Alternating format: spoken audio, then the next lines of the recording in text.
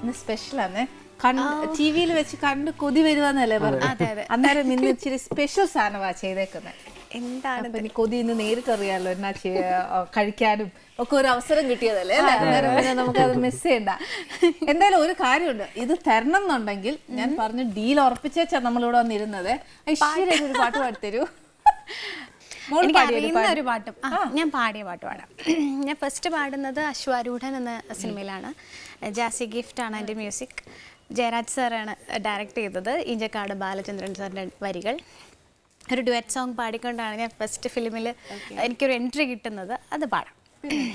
അഴകാലിലെ മഞ്ഞച്ചരടിലെ പൂത്താലി, മഴവില്ലിൻ കസവുലയും മുകിൽ പുടവ ചുറ്റി, കുന്നിമണിക്കോലു സണിഞ്ഞ് വയൽ കിളി വരവായി, കുരുന്നീല പടർപ്പിനുള്ളിൽ കുളിർമൊഴി ഒഴുകി, ഏഴഴകായി പൂങ്കവിളിൽ ചിന്നി നിന്നാണം, എൻ കരളിൻ താഴ്വരയിൽ ചെമ്പകപ്പൂമഴ.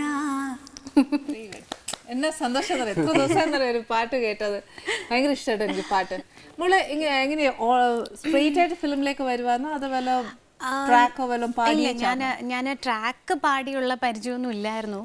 ആദ്യമേ തന്നെ ചെറിയ ചെറിയ റെക്കോർഡിങ്സ് 1-2 പാടിയിട്ടുണ്ടായിരുന്നു. ചെറിയ ഡിവോഷണൽ ആൽബംസിലും അല്ലാതെ ചെറിയ കുട്ടികളുടെ കവിതകൾ അങ്ങനെയൊക്കെ പാടിയുള്ള വലിയ എക്സ്പീരിയൻസ് ഒന്നും ഇല്ലായിരുന്നു. വളരെ യാദൃശ്ചികമായിട്ടാണ് എനിക്ക് സിനിമയിലൊരു പാട്ട് പാടാനുള്ള അവസരം. പാടിയ പാട്ട് ആരെങ്കിലും ജാസി ഗിഫ്റ്റ്സ് ഒക്കെ കേട്ടായിരുന്നു? ശരിക്കും ജയരാജ് സാറാണ് എനിക്ക് ഈ പാട്ട് പാടാനുള്ള അവസരം തരുന്നത്. ഞാൻ ആദ്യം ഇതുപോലെയുള്ള ചാനൽ പ്രോഗ്രാംസ് ഒക്കെ ആങ്കർ ചെയ്തിരുന്നു. കുറേ കാലം പ്രോഗ്രാംസ് ഒക്കെ ആങ്കർ ചെയ്തിരുന്നു. അങ്ങനെ തന്നെ സ്റ്റേജ് ഷോസും ഒക്കെ ആങ്കർ ചെയ്യുമായിരുന്നു, ലൈവ് ഷോസൊക്കെ. അപ്പോൾ ഒരു പ്രോഗ്രാമിന് ഞാൻ ആങ്കർ ചെയ്യാൻ ചെന്നൊരു പ്രോഗ്രാമിന് പ്രെയർ സോങ് കൂടി പാടേണ്ടി വന്നു. അപ്പോൾ അന്ന് ജയരാജ് സാറൊക്കെ ഉണ്ടായിരുന്ന ഒരു അവാർഡ് ഫംഗ്ഷനായിരുന്നു. അപ്പോൾ അങ്ങനെയാണ് സാർ എൻ്റെ ഒരു വോയിസ് കേൾക്കുന്നത്. പിന്നീട് സാറിനെ ഞാൻ ഫോണിലൂടെ അതെ പരിചയപ്പെട്ടു. അപ്പോൾ സാർ പറഞ്ഞു ഒരു പാട്ട് പാടി, ഏതെങ്കിലും ഇഷ്ടമുള്ള പാട്ട് പാടി അയച്ചു തരൂ, ഞാൻ കേൾക്കാം. അങ്ങനെയൊക്കെ ശരിക്കും ഒട്ടും പ്രതീക്ഷിക്കാതെ കിട്ടിയൊരു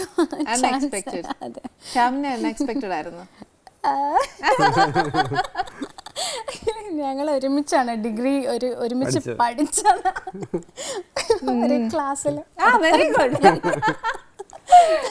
പഠിച്ചല്ലോ അല്ലേ? അതറിഞ്ഞാൽ മതി. ഞങ്ങള് ബികോം ആയിരുന്നു പഠിച്ചത് ഒരുമിച്ച്. ഒരു പ്രൈവറ്റ് ഇൻസ്റ്റിറ്റ്യൂട്ടിലാണ്, ടാൻഡം എന്ന് പറഞ്ഞ ഇൻസ്റ്റിറ്റ്യൂട്ടിൽ പഠിച്ചു.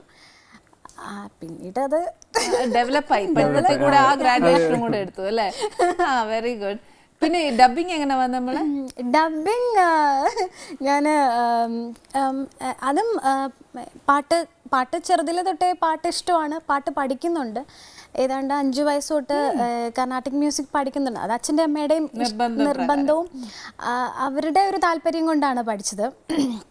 പിന്നീട് എന്ത് ചെയ്യണം, വല്ലപ്പോഴുള്ള പരിചയം വരുന്ന ആരെങ്കിലും വിളിച്ച് പ്രോഗ്രാംസ് ചെയ്യുന്നു എന്നല്ലാതെ പിന്നീട് അതിനപ്പുറം എന്ത് വേണം എന്നൊന്നും എനിക്കറിയില്ലായിരുന്നു. അപ്പോൾ ഞാൻ ബാലചന്ദ്ര മേനോൻ സാർ ഇടയ്ക്കിടയ്ക്ക് എന്നെ പ്രോഗ്രാംസിനൊക്കെ പാടാൻ വിളിക്കും. അപ്പോൾ സാർ എന്നോട് ചോദിച്ചു, അഖിലയുടെ നല്ല വോയിസ് ആണല്ലോ, ഡബ് ചെയ്തൂടെ എന്ന് ചോദിച്ചിട്ടുണ്ട് ഫോണിൽ സംസാരിച്ച സമയത്ത്. അപ്പോഴാണ് ഞാൻ ആലോചിച്ച്, ശരിയാണ്, അതും നല്ലൊരു കാര്യം. ഞാൻ അന്ന് നമ്മളൊക്കെ ശ്രദ്ധിക്കുന്ന ഭാഗ്യലക്ഷ്മി ചേച്ചിയുടെ വോയിസൊക്കെയാണ്. അപ്പോൾ എനിക്ക് ഒരുപാട് ഇഷ്ടമാണ്, അവരുടെ വോയിസ് കേൾക്കാനും ഒക്കെ ഇഷ്ടമാണ്.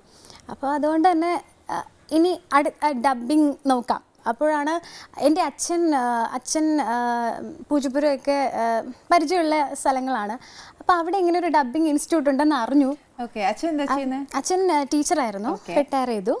ഗവൺമെൻറ് സ്കൂളിൽ ടീച്ചറായിരുന്നു, റിട്ടയർ ചെയ്തു. അച്ഛൻ കുറച്ച് പൊതുപ്രവർത്തനമൊക്കെ ഉണ്ടായിരുന്നു. അപ്പോൾ അങ്ങനെയാണ്, അതും കല്യാണത്തിന് ശേഷമാണ് ഞാൻ ഈ ഡബ്ബിങ്ങിലേക്ക് വരുന്നതും. അപ്പോൾ പാട്ട് അങ്ങനെ വലിയ ഒരു നമ്മൾ ആഗ്രഹിക്കുന്ന അല്ലെങ്കിൽ വിചാരിക്കുന്ന രീതിയിലൊന്നും മുമ്പോട്ട് കൊണ്ടുപോകാൻ പറ്റുന്നില്ല. പാട്ട് പഠിക്കുന്നുണ്ട്, ചെറിയ പ്രോഗ്രാംസിന് പാടുന്നുണ്ട്, 1-2 റെക്കോർഡിങ്സ് ഒക്കെ പാടിയെന്നല്ലാതെ വലിയൊരു ഇതിലേക്ക് പോകാൻ പറ്റിയില്ല. അപ്പോൾ ഡബ്ബിങ്ങും എനിക്കിഷ്ടമുള്ളൊരു മേഖല തന്നെയാണ്. ഞാൻ വോയിസ് ഒത്തിരി ശ്രദ്ധിക്കാറുണ്ട്. പലരുടെയും പല ക്യാരക്ടേഴ്സിൻ്റെയും വോയിസ് ഡബ് ചെയ്തതൊക്കെ ശ്രദ്ധിക്കും. അപ്പോൾ അങ്ങനെ ഒരു ഇൻട്രസ്റ്റ് ഉണ്ടെന്നുള്ളത് എനിക്ക് പിന്നീട് തോന്നി. ശരിയാ. പക്ഷെ മോള് പാടിയ പാട്ട് മുഴുവൻ ഈച്ച് ആൻഡ് എവറി മലയാളിയുടെ മനസ്സിലുണ്ട്. അതിന് ശേഷമാണ് ഞാൻ പാടിയത്, ഡബിങ്ങിന് ശേഷം. ഓ അത് ശരി. പക്ഷെ സ്റ്റിൽ പിന്നെ അതൊന്നും കേൾക്കുന്നില്ല അഖിലെ പറ്റി അല്ലേ? അതെന്നാ പറ്റുന്നത്? പിന്നീട് ഞാൻ ഡബിങ്ങിൽ കോൺസെൻട്രേറ്റ് ചെയ്യില്ല. പിന്നീട് ഡബിങ് ഒക്കെ ഒത്തിരി മുമ്പാണ്, ഈ സിനിമയിൽ പാടുന്നതിന് മുമ്പാണ്. പിന്നീടാണ് ഈ ഫസ്റ്റ് പാട്ട് പാടാനുള്ള അവസരം കിട്ടി. പിന്നീടും ജയരാജ് സാറിൻ്റെ തന്നെ ആനച്ചന്തം സിനിമയിൽ പാടി, ശ്യാമവാനിലേതെന്നൊരു പാട്ട്. പിന്നെ ഒരു വലിയൊരു ഗ്യാപ്പ്. ഇനി എന്ത് ചെയ്യും? 2 ഓപ്പർച്യൂണിറ്റി ജയരാജ് സാർ തന്നു. ഇനി അടുത്തത് എങ്ങനെയാ? എല്ലാവരുടെയും മുമ്പിൽ ഉണ്ടാവുന്നൊരു വലിയൊരു ക്വസ്റ്റ്യൻ മാർക്കാണ്. ഇനി അടുത്തത് എന്താണ്, അടുത്ത സ്റ്റെപ്പ്? നമ്മൾ ആരെങ്കിലും പോയി മീറ്റ് ചെയ്യണോ, അല്ലെങ്കിൽ ആരെങ്കിലും വിളിക്കുമോ? ഒരു കൺഫ്യൂഷനാണ്. പിന്നെ കുറച്ച് പാട്ട് പാടി, ചോക്ലേറ്റിൽ പാടി. പിന്നെ കുറേ ചെറിയ അധികം ശ്രദ്ധിക്കപ്പെടാത്ത സിനിമകളൊക്കെ പാടി. പിന്നെ 2010 എനിക്ക് നല്ലൊരു ഒരു ഓപ്പർച്യൂണിറ്റി കിട്ടുന്നത്. എം ജയചന്ദ്രൻ സാറിൻ്റെ ഒരു പാട്ട് പാടി, 4 ഫ്രണ്ട്സ് എന്നാണ് സിനിമയുടെ. അത് ഞാൻ പാടാം. ദാസാറിന്റെ കൂടെയുള്ള ഒരു ഡ്യുവറ്റ് സോങ് ആണ്. ദാസാറിന്റെ കൂടെയും വിജയ് യേശുദാസിന്റെ കൂടെ, അച്ഛന്റെയും മോന്റെയും കൂടെ പാടി. അതെ. എൻ്റെ ചിത്തിരത്താമരത്തുമ്പി നിന്റെ കുട്ടിക്കുറുമ്പെനിക്കിഷ്ടം, ഈലക്കൂട്ടിലേ കളിക്കൊഞ്ചലേ നിന്നെ പൊട്ടുകുത്തിക്കാൻ മൈന, കണ്ണുവാലിട്ടെഴുതാൻ തത്ത, വിരുന്നേകുവാൻ പിറന്നാൾ കിളി. ഇത് കേട്ടിട്ട് ദാസേട്ടനൊക്കെ എന്താ പറഞ്ഞേ? ദാസാറിനെ പിന്നെ എനിക്കറിയില്ല എന്താ പറഞ്ഞെന്നറിയില്ല. ഇല്ല. എന്തായാലും അതൊരു വലിയൊരു ഭാഗ്യമായിട്ട് വിചാരിക്കുന്നു. ഇപ്പൊ 3 എണ്ണത്തില് മോള് ഡയസിൽ കയറിയോ? ഒന്ന് ആങ്കർ ആയിട്ട്, ഒന്ന് പാട്ടുകാരിയായിട്ട്, ഒന്ന് ഡബിങ് ആർട്ടിസ്റ്റ് ആയിട്ട്. ഇതിലേത് ഏറ്റവും കംഫർട്ട്? പാട്ടുകാരി.